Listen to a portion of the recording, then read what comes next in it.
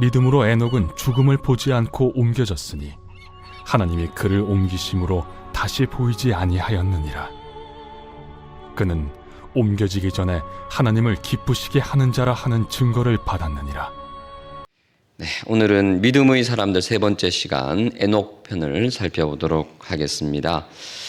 우리가 히브리서 11장 5절 6절을 읽었는데요. 우리 이 구절을 좀 접어두시고 에녹이 어떻게 살았는지를 살펴봐야 되겠죠. 5절을 보시면 믿음으로 에녹은 죽음을 보지 않고 옮겨졌다라고 말합니다. 하나님이 그를 옮기신 이유는 하나님을 기쁘시게 하는 자라는 증거를 받았기 때문이다라고 되어 있는데, 우리 창세기 5장을 살펴보겠습니다. 에녹이 어떻게 죽음을 보지 않고 옮겨졌는지, 또 하나님을 기쁘시게 하는 자라는 증거를 어떻게 받았는지,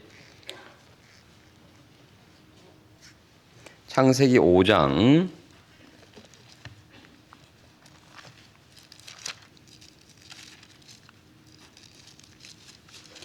창세기 5장을 보시면 5장을 다 읽을 수는 없고요. 5장을 보시면 5장의 제목이 뭐라고 되어 있죠? 아담의 계보, 아담의 족보라는 뜻입니다. 아담의 족보가 본격적으로 이제 5절부터 나오죠. 아담이 몇 세를 살았죠? 930세를 살고 죽었습니다.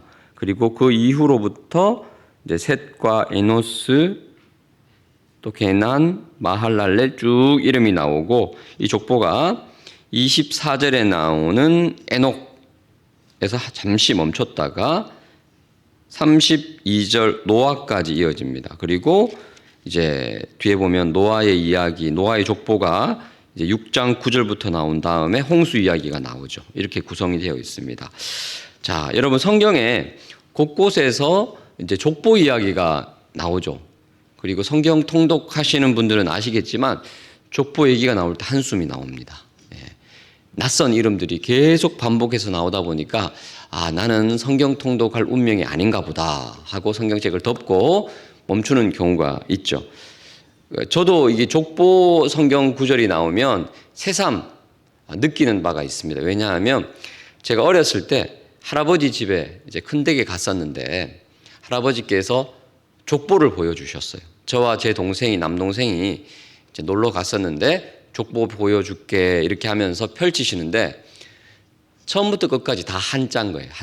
한자로 되어 있으니까 이게 뭐 족보인지 뭔지 모르겠는 거예요. 그런데 자 봐라 하면서 보여주시는데 저 뒤쪽에 유일하게 한글로 적혀 있는 이름이 있었습니다. 제목부터 모든 내용이 한자인데 한글로 적혀 있는 이름이 저랑 제 동생 사무엘, 요셉. 나머지는 다 한자예요. 그것만 읽을 수 있는데 요게 너네 이름이다라고 할아버지께서 소개를 해 주시더라고요. 한자 이름이 없으니까. 그래서 이 족보하면 그때가 생각이 납니다. 독특한 이름을 아버지께서 지어주셔가지고 모든 게 한자인데 유독 거기에만 드러난 한글 이름이 찾기 쉽죠. 족보에서 찾기 쉬운데 오늘 본문도 마찬가지입니다. 자, 오늘 본문 한번 보십시오. 5장에 보시면, 창세기 5장을 보시면 계속해서 반복되는 단어가 있습니다. 5절부터 31절까지 반복되는 단어를 한번 찾아보실까요? 낳고 계속 낳았죠. 또 하나 더 있습니다. 그렇죠. 죽었더라. 낳고 죽었더라가 있는데 마치 한자어 족보에서 한글 이름이 턱 눈에 띈 것처럼 눈에 띄는 인물이 바로 에녹입니다. 에녹. 21절에 에녹은 누구를 낳았죠? 무두셀라를 낳았는데 낳고 죽고라는 이 반복적인 표현 가운데 낳고만 있고 뭐가 없습니까? 죽었더라가 없어요. 그래서 성경은 의도적으로 에녹의 이름을 부각시킵니다. 에녹은 죽었더라 대신에 뭐가 있습니까? 24절에 하나님과 동행하더니 하나님이 그를 데려가심으로 세상에 있지 아니하였더라. 그러니까 죽음을 보지 않고 하나님이 데려가 버렸어요. 죽음을 경험하지 않고 승천한 첫 번째 사람, 그 사람이 바로 에녹입니다. 나중에 보면 엘리야가 승천하는 장면이 나오죠. 자, 에녹의 승천은 아주 독특합니다. 이 족보 가운데서 낳고 죽고 낳고 죽고의 이 반복되는 패턴 가운데서 그 고리를 끊는 유일한 사람이죠. 그런데 이게 참 재밌는 것이요. 우리가 글자로 몇 세를 살고 죽었더라, 몇 세를 살고 죽었더라 하면 잘 느낌이 안 오는데, 자, 도표를 한번 보실까요? 자, 이게 몇 세를 살고 죽었더라. 아담부터 나옵니다. 아담이 930세를 살고 죽었던 그 줄이 첫 번째 줄에 나오죠. 옛날엔 다 장수를 했습니다. 자, 그런데 도표를 한번 보세요. 에녹이 있죠. 에녹 중간에. 에녹은 몇 세까지 살죠? 예. 23절에 나와 있는 것처럼 365세를 살았습니다. 그리고 하나님이 데려갔어요. 참 재밌죠. 1년이 365일인데 365세로 이렇게 좀 독특하게 표현되어 있는데, 자, 에녹을 데려가시던 시점을 한번 보십시오. 에녹을 데려가시기 전에 죽은 사람이 있습니까? 없습니까? 한번 선을 쫙 그어보세요. 에녹을 하나님이 데려가시기 전에 죽은 사람이 딱 한 명 있습니다. 누굽니까? 아담이에요. 아담. 그렇죠? 잘 모르시겠습니까? 아담이 하나님이 창조하신 다음에 930세를 살고 죽었는데 하나님이 에녹 데려가기 전에 아담이 죽었어요. 그렇죠? 자, 그러면 사람들이 무슨 생각을 합니까? 이 족보에 의하면 사람들은 영원히 살 수 있다고 생각했어요. 죽음이란 것을 경험하지 못했습니다. 딱 죽은 사람은 한 명 있는데, 지난주에 아담의 아들 가인과 아벨, 가인이 아벨을 죽였죠. 이것은 자연사한 게 아니라 살인입니다. 살인해서 죽은 사람 외에 자연사해서 죽은 사람은 하나님이 에녹 데려가시기 전까지 딱 한 명입니다. 아담이에요. 인류 최초의 사람. 자, 그러니까 아담이 죽기 전에는 사람들이 영원히 살 줄 알았어요. 천년 만년. 그런데 아담이 딱 죽고 나니까 사람들이, 아담이 늙어서 죽잖아요. 죽고 나니까 사람들이 겁이 나는 거예요. 이야, 죽음이라는 게 있구나. 정말 죽는구나. 그런데 아담이 수명을 다해서 죽은 이후로 에녹이 승천을 합니다. 얼마 지나지 않아서. 사람이 뭘 느낄까요? 두 가지를 생각합니다. 결국 인생은 죽는구나. 그 생각과 죽음을 이기면서 사는 방법도 있구나. 그걸 누굴 보고 느끼죠? 에녹을 통해서 느낄 수 있다는 것입니다. 그러니까 이 아담과 에녹은 굉장히 대조적인 사람입니다. 인류는 죽을 수밖에 없는 운명이구나. 인간의 죄 때문에 하나님이 아담과 하와에게 내리신 그 저주처럼 어쩔 수 없이 수명이 닿으면 이 땅에서 흙으로 돌아갈 수밖에 없는 존재구나라는 사실을 깨달았는데, 에녹을 보니까 어떻게 됩니까? 아, 죽음을 이기며 사는 생명의 길도 있구나라는 사실을 인류 최초로 에녹을 통해서 하나님이 보여주시는 것입니다. 아담의 운명을 벗어난 대표적인 예가 바로 에녹이죠. 그러니까 에녹은 굉장히 의미 있는 인생이라는 겁니다. 자, 에녹은 그렇다면 어떤 삶을 살았을까요? 자, 22절을 한번 보실까요? 에녹은 다른 사람과 똑같이 낳고는 똑같은데 22절을 같이 읽겠습니다. 5장 22절 시작. 무드셀라를 낳은 후 300년을 하나님과 동행하며 자녀들을 낳았으며. 자, 차이점은 뭡니까? 다른 사람과의 차이점. 그는 300년을 어떻게 했죠? 하나님과 동행했습니다. 이게 다른 족보에 나온 사람들과 차이점입니다. 에녹이 한 거는요, 하나님과 동행한 삶입니다. 22절에 나오고 24절에도 한번 나옵니다. 그러니까 반복해서 나오는 이 할라크라는 동행하다라는 뜻은 영어 성경에 보니까 walk with God이라고 되어 있어요. 하나님과 같이 걷다. 하나님과 함께 산책하다. 하나님과 함께 거닐다. 마치 친구와 함께 길 거닐면서 대화 나누고 교제하는 것과 굉장히 비슷합니다. 하나님과 친구라는 거죠. 하나님이 에녹이 너무 좋으니까 그냥 데려가신 겁니다. 죽음을 경험하기 전에 넌 그냥 와서 나랑 영원히 살자. 그를 데려가시는 겁니다. 여러분, 하나님과 동행하는 사람의 삶의 특징은 뭘까요? 하나님과 동행하는 삶의 특징. 그 사람의 특징은 6장 4절에 나오는 사람과 비교할 수 있습니다. 자, 뒤로 넘어가시면 6장 4절에 보시니까 누가 있죠? 당시의 땅에는 누가 있죠? 네피림이 있었습니다. 이 네피림은 성경에 두 구절이 나오는데 여기 나오고 나중에 보시면 가나안 땅 정탐할 때 거인족 네피림의 후손입니다. 이 네피림이 거인, 장부 이렇게 번역이 됩니다.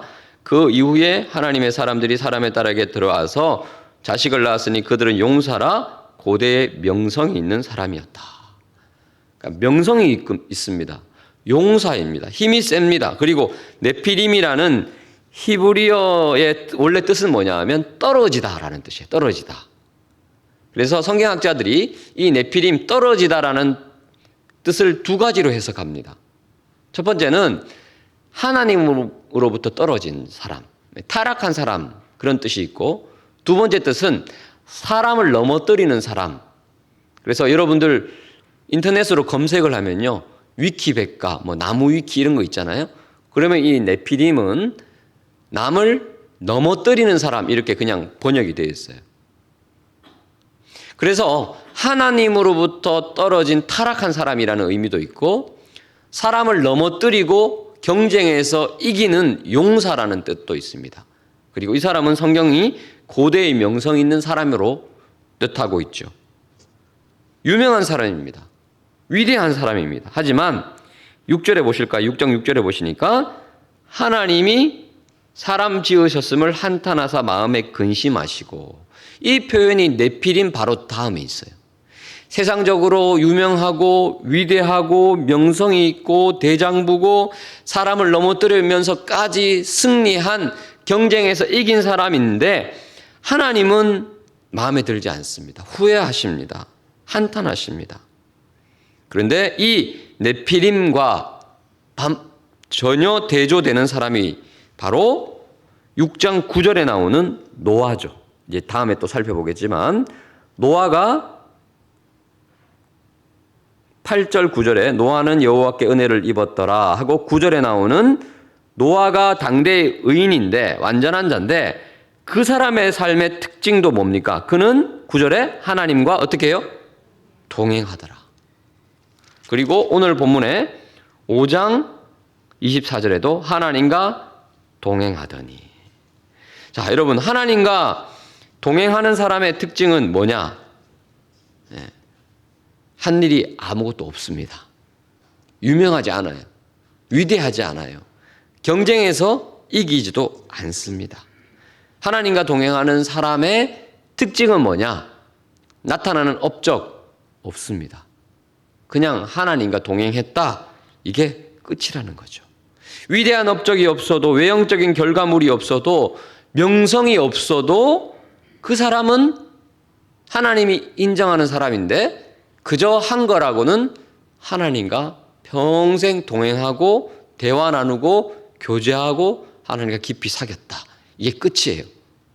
그런데 하나님은 에녹을 너무너무 좋아하셔서 데려가셨어요. 죽음을 이기게 하셨어요. 그리고 노아는 당대의 의인이다. 뭘 잘해서가 아니라 하나님과 동행했다라고 얘기합니다. 여러분, 지난주 우리 강사 목사님을 통해서 거룩의 개념이 위치의 개념이 아니라 어떤 포지션의 개념이 아니라 행태의 개념이 아니라 어떤 개념이라고 그랬죠? 관계의 개념이라고 그랬습니다. 하나님과 깊은 관계, 동행하는 사람이 그 사람이 거룩한 사람이라는 거죠. 하나님이 인정하는 사람이라고 얘기합니다. 그런데 우리의 고민이 있습니다. 우리가 이 땅에 살면 어떤 압박감 가운데 시달립니까? 유명해져야지. 뭔가 업적을 남겨야지. 큰 일을 이루어야지. 라는 생각을 가지게 됩니다. 이 경쟁 사회를 살다 보면 이왕 경쟁할 바에야 1등 해야지. 그런 생각을 하게 됩니다. 그래서 아이들이 엄마 나 100점 맞았어. 축하해. 그런데 너네 반에 100점 몇 명이야? 이렇게 묻잖아요. 그냥 100점이면 안 되거든요. 100점 한 명도 없었어. 그럼 최고야 우리 아들. 이러는데 우리 반 애들 다 100점이야. 그래 밥 먹자. 이렇게 되는 거예요.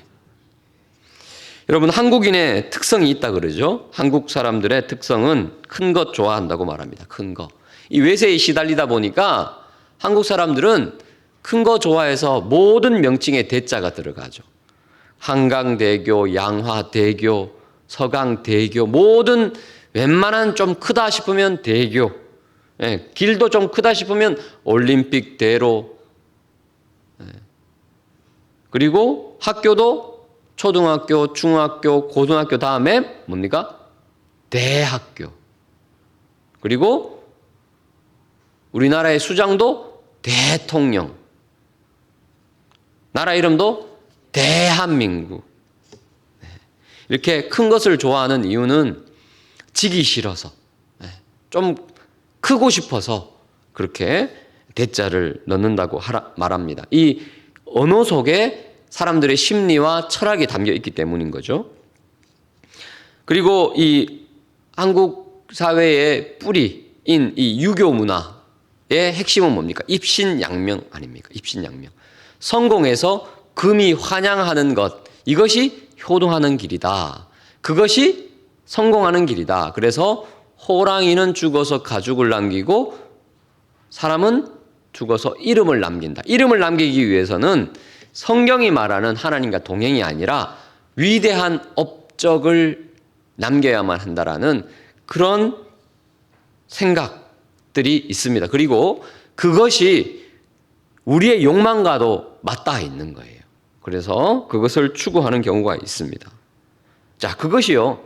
성경의 가치관과 대치될 때가 꽤 있습니다. 그래서 저도 어릴 때 그런 기도 많이 듣고 받고 자랐습니다. 머리가 될지언정 뭐가 되지 말라고요? 꼬리가 되지 말지어라. 이 의미는 알죠. 하나님께 귀하게 쓰임 받고 싶다라는 그런 거룩한 소망은 좋지만 그것이 우리의 욕망과 맞닿아서 어떻게 됩니까? 이왕이면 세상에서 잘 되고 이 잘 된다는 것이 하나님과 동행하기보다는 세상적으로 성공하기를 원하는 우리의 욕심과 맞닿아 있을 수 있다는 것이죠. 자, 그래서 영상을 한번 보시겠는데요. 제가 예전에 큐티 학교 할 때 한번 보여드린 영상입니다. 한번 이 유교 문화 가운데 있는 동양적 사고와 서양의 사고가 어떻게 다른지 한번 영상을 보도록 하겠습니다.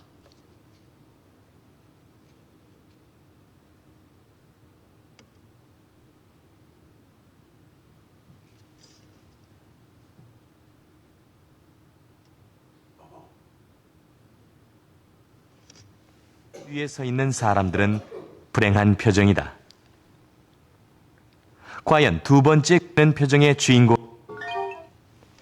행복해 보이는 표정의 주인공이 있다. 주인공 주위에 서 있는 사람들도 역시 행복한 표정이다.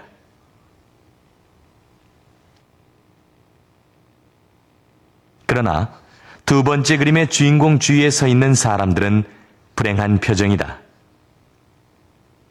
과연 두 번째 그림 속의 주인공은 행복해 보인다고 할 수 있을까? Is this person look happy? Yeah, What about him? the same one. Yeah, I would say so. That he looks happy. I believe happy. Okay. I'd like to believe happy. What about him? That one? Are they different? I don't know. I would say that one's happy as well. He's happy, yes. What about him? He looks the same to me. He looks happy too. Is he happy?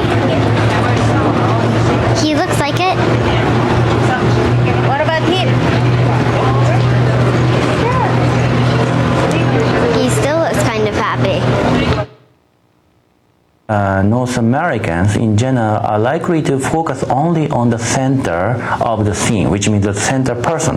Yes, this is a task. They can nicely focus on the center and then try to guess the patterns, the center figure's facial expression.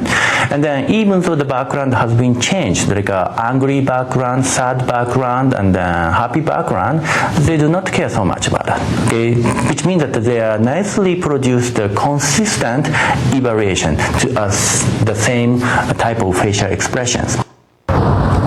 여기 가운데 있는 사람은 행복합니까? 네. 그럼 이 그림에서 가운데 있는 사람은 행복한가요? 행복하지 않은 것 같은데요? 이유는 그냥 다들 주변 사람들이 불행하잖아요. 幸せです。今真ん中の人は幸せですか？いや、そんなことないですね。あ、その理由はどうしてですか？いや、周りの人の表情が怒ってる。幸せです。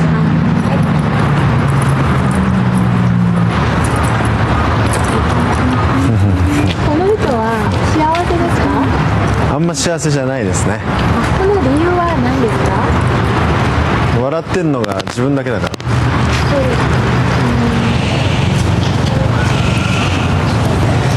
如果我光看他，感觉是高兴的，但是如果看后面的，好像是有点尴尬或者怎么样，就说无奈的，我要笑笑进行解释怎么样的，就说不上高兴的感觉。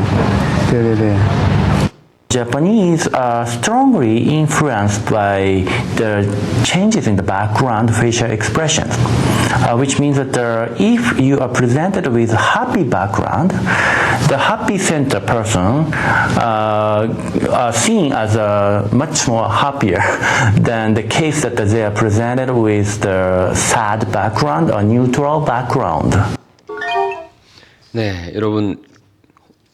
이 영상에서 동의가 좀 되십니까? EBS에서 예전에 특집으로 했던 그 영상 중에 한 장면입니다. 우리 한국, 일본, 중국 사람들의 의견이 굉장히 비슷하죠. 주변에 있는 사람들, 친구, 부모, 선생님, 이 주변에 있는 사람들의 평가에 의해서 좌우될 수밖에 없는 문화 속에서 우리가 살아가고 있습니다. 그들이 행복하고 잘했다 하면 잘한 거예요. 근데 그들이 해피하지 않으면, 그들이 뭐라고 얘기하면 불안한 거죠. 내가 아무리 행복하다라고 생각해도 주변에서 너 실패한 인생이야, 너 그렇게 어떻게 살려 그래 라고 말하면 내가 잘못 살고 있나 라고 생각하는 거예요. 서양 사람들은 그냥 내가 해피하면 다 된다라는 거죠. 자, 여러분, 우리가 아무리 성경이 말하는 원칙대로, 믿음대로 살려고 해도 주변에서 어떻게 반응하느냐에 우리는 영향받을 수밖에 없습니다. 세상에서 성공하고 세상에서 그 네피림과 같이 명성이 자자하지 않는다면 우리가 비록 하나님과 동행하는 에녹과 같이 산다 할지라도 주변의 눈초리와 주변의 기대에 부응하지 못할 때 우리는 슬퍼질 수 있다는 것이죠. 여러분, 우리가 우리 자신을 잘 객관적으로 살펴봐야 합니다. 그리고 정말 하나님이 원하시는 삶이 무엇인지를 묵상해야 한다는 것입니다. 시편 131편 1절에서 3절을 보시면 다윗이 놀라운 고백을 합니다. 여호와여, 내 마음이 교만하지 아니하고 내 눈이 오만하지 아니하오며 내가 큰 일과 감당하지 못할 놀라운 일을 하려고 힘쓰지 아니하나이다. 여러분, 다윗이요, 왕으로 기름 부음 받은 사람이잖아요. 근데 어디 성경을 봐도 하나님, 제가 제발 왕 좀 되게 해 주십시오. 왕 되게 한다고 말씀하셨지 않습니까? 그런데 왜 저는 이렇습니까? 라고 기도한 구절이 전혀 없습니다. 오히려 어떻게 기도합니까? 내가 큰 일과 내가 감당하지 못할 놀라운 일을 하려고 힘쓰지 않습니다. 라고 반대로 얘기해요. 그리고 다윗의 평생 소원은 무엇입니까? 2절을 보십시오. 실로 내가 내 영혼으로 고요하고 평온하게 하기를 젖된 아이가 그의 어머니 품에 있음 같게 하였나니 내 영혼이 젖된 아이와 같도다. 젖된 아이가 여러분 어떤 비전을 가지고 있죠? 엄마 품에 안겨서 고운하게 자고 있습니다. 이 아이는요, 그냥 여기가 제일 좋은 거예요. 엄마 품이 제일 좋은 거예요. 더 이상 큰 꿈이나 이루지 못할 어떤 비전을 이루기 위해서 막 애를 쓰고 있지 않습니다. 왜냐하면 지금이 천국이거든요. 엄마 품에 안겨 있는 이 순간이 가장 행복한 시간이거든요. 바로 에녹의 삶, 노아의 삶이라는 거죠. 이것이 하나님이 원하시는 믿음의 삶이라는 거죠. 그런데 큰 일과 감당하지 못할 놀라운 일을 하려고 힘썼던 사람은 누굽니까? 바로 요즘에 우리가 큐티하고 있는 사울이라는 거예요. 사울. 운명을 거슬리면서까지 왕의 자리를 지키기 위해서 사람을 죽이려고 하고 사람을 넘어뜨리게 하는 네피림과 같은 삶을 살았던 사람이 바로 사울이라는 것입니다. 주 안에 사랑하는 성도 여러분, 큰 일과 내가 감당하지 못할 놀라운 일을 꿈꾸고 있지는 않습니까? 이것이 비전처럼 느껴질 때가 있어요. 이것이 정말 원대한 하나님이 주시는 꿈을 이루기 위한 과정이다라고 생각할 수 있지만 그것은 착각일 수 있다는 것이죠. 그래서 다시 시편 131편 1절을 좀 띄워주시면 맨 마지막 3절을 한번 보실까요? 같이 읽습니다. 3절입니다. 시작. 이스라엘아 지금부터 영원까지 여호와를 바랄지어다. 이루지 못할 꿈을 꾸는 것보다 더 중요한 건 뭡니까? 지금부터 영원까지 누구를 바라요? 여호와를. 하나님을 바라보고 하나님과 교제하는, 내세울 건 없지만 그분과 동행하는 삶이 하나님이 인정하시는 삶이다라는 사실을 기억하시기를 축원합니다. 자, 그런데 오늘 우리 5장 22절을 보시면 에녹이 처음부터 그렇게 하나님과 동행했던 것은 아니었던 것 같아요. 언제부터죠? 5장 21절을 보십시오. 에녹은 무드셀라를 몇 세에 낳았습니까? 65세에. 그리고 22절에 무드셀라를 낳은 후에 몇 년을요? 300년을 하나님과 동행했어요. 자, 그러면 65세까지는 하나님과 동행했다는 말입니까? 동행 안 했다는 말입니까? 그렇죠. 동행 안 하고 에녹도 다른 사람하고 그냥 평범하게 똑같이 살았다는 거예요. 성공을 추구하면서 이 땅의 가치를 추구하면서 살았습니다. 그런데 무드셀라를 낳고 난 다음에 어떤 계기가 있었던 것 같아요. 어떤 계기가 있었을까요? 성경에 없습니다. 그런데 무드셀라 낳고 삶이 달라졌어요. 그 이후로 300년 동안 하나님과 동행했습니다. 자, 그렇다면 어떻게 이것을 해석하면 좋을까요? 무드셀라 낳을 때 어떤 일이 있었나 우리는 추측을 해볼 수 있습니다. 아들 무드셀라라는 아들의 이름을 연구해 보면 되겠죠.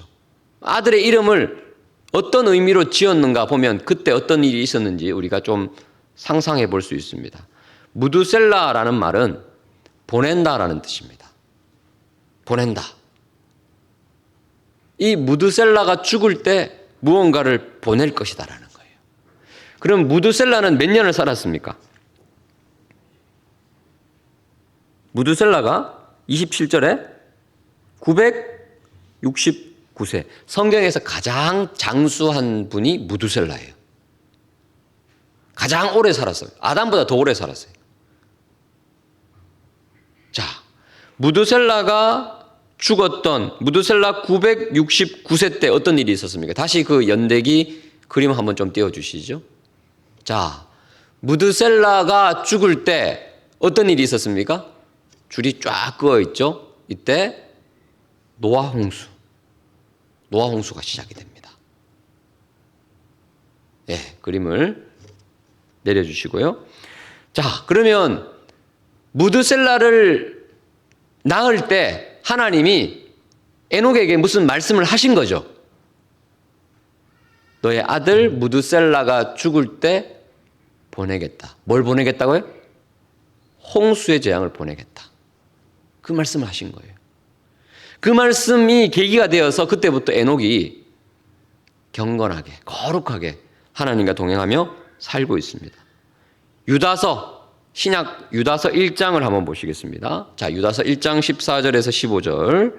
자, 14절 제가 읽습니다. 아담의 7대 손 에녹이 이 사람들에 대하여도 예언하여 이르되 보라, 주께서 그 수많은 거룩한 자와 함께 임하셨나니 15절 같이 읽습니다. 시작.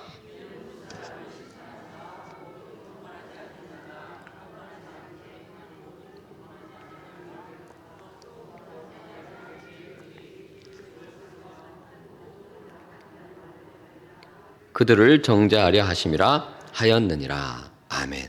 예, 이 유다서를 통해서 우리는 추측할 수 있죠. 하나님께서 에녹에게 말씀을 하시고 에녹이 마치 선지자가 되어서 이 땅의 심판을 예고하고 있습니다. 하나님이 심판하실 것이다. 그러니까 두렵고 떨림으로 하나님과 동행하며 거룩하게 살아라 말씀을 하신 거죠. 에녹은 무두셀을 낳을 때 65세 때 큰 회심의 사건이 있었던 거죠. 하나님의 메시지를 듣고 그때부터 옷깃을 여미며 나 이렇게 살면 안 돼. 그래, 경건하게 살아야 되겠다. 주님 바라보고 살아야 되겠다. 그 결단을 한 이후로 하나님과 동행하며 살았다는 것입니다. 그리고 주변에 있는 사람들에게 복음을 전하고 너희들도 그렇게 살아라 라고 말했지만 아무도 그렇게 살지 않았습니다. 계기가 있었던 거죠. 근데 여러분, 우리 하나님은 어떤 분이십니까? 무두셀라가 죽을 때 홍수를 내리겠다 하셨는데 무두셀라가 얼마나 살았다고요? 성경에서 가장 오래 살았다는 거예요. 그 말은 어떤 의미입니까?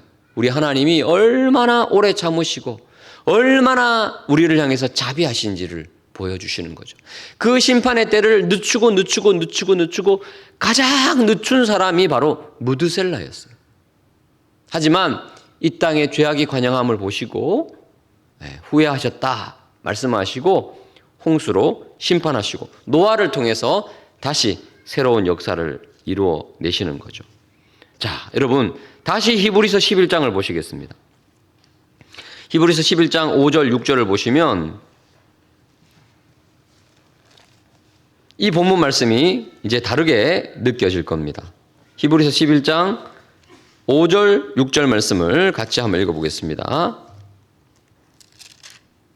같이 읽습니다. 5절 6절 시작.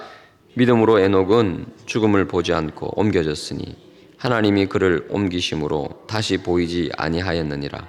그는 옮겨지기 전에 하나님을 기쁘시게 하는 자라 하는 증거를 받았느니라. 6절 믿음이 없이는 하나님을 기쁘시게 하지 못하나니 하나님께 나아가는 자는 반드시 그가 계신 것과 또한 그가 자기를 찾는 자들에게 상 주시는 이심을 믿어야 할지니라. 아멘. 자, 여러분 에녹이 가졌던 믿음은 어떤 믿음이었죠? 하나님이 심판하신다라고 경고하셨어요. 그 말씀을 듣고 옷깃을 여미고 주님께 나아갔습니다. 주님은 너무 두려운 분이시기도 합니다. 심판하시는 분이기 때문에. 하지만 믿음을 가지고 나아가요. 그래서 6절에 보시면 하나님께 나아가는 자는 반드시 하나님이 계신 것과 또 하나님을 찾는 자들에게 뭘 주신다고요? 상 주실 것이다.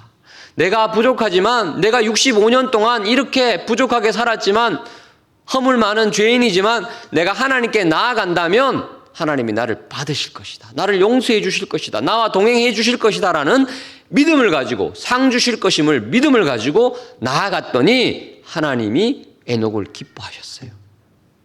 그리고 그를 옮기셨어요. 여러분 이것이 바로 믿음이라는 것입니다. 여러분 과거에 우리가 어떻게 살았든 그리고 세상적으로 업적도 없어도 하나님 앞에서도 세상적으로도 내세울 것 없어도 하나 선택하면 됩니다. 하나님, 제가 이제부터 하나님과 동행하기 원합니다. 이제부터 하나님과 거룩의 관계를 유지하며 애쓰며 살기를 원합니다. 내 자신의 모습을 보면 너무 부끄럽지만 나에게 믿음 하나 있습니다.